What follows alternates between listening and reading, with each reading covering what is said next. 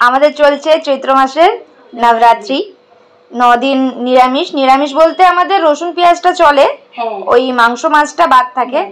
তো আজকে স্পেশাল একটা জিনিস হচ্ছে, সেটা হচ্ছে কাবলি ছোলার তরকারি। একটু আলাদাভাবে মা করে, তো চলো তোমাদের সাথে শেয়ার করব। এখানে দেখো সয়াবিন আর আলুটাকে মা নুন দিয়ে সেদ্ধ করে নিয়েছে। আর এখানে কাবলি ছোলাটাকে সারা রাত ভেজানো ছিল। প্রেসার কুকারে জল, একটুখানি বেকিং সোডা, নুন দিয়ে 1 সিটি দিয়ে ছোলাটাকে সেদ্ধ করে নিয়েছে। আর জলটা তুলে রেখেছে মা, ওটা রান্নার সময় কাজে আসবে। আর এখানে আছে দেখো ফোড়ন দেওয়ার জন্য গোটা গরম মশলা, শুকনো লঙ্কা, তেজপাতা, জিরে, গোটা জিরে, আর ওখানে ছোলা মশলা। আর এখানে রয়েছে পেঁয়াজ কাটা, আদা রসুনের পেস্ট, কাঁচা লঙ্কাও রয়েছে, আর এখানে টমেটোর কাটা। মা চলো দেখাও।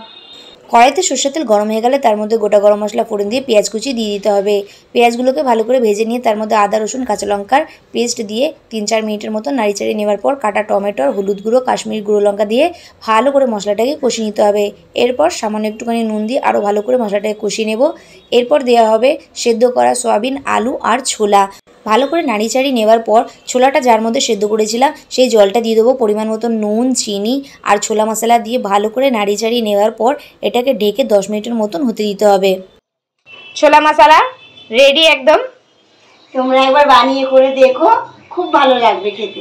এইবার ভিডিওটা এখানে শেষ করছি, টাটা করে দাও। টাটা।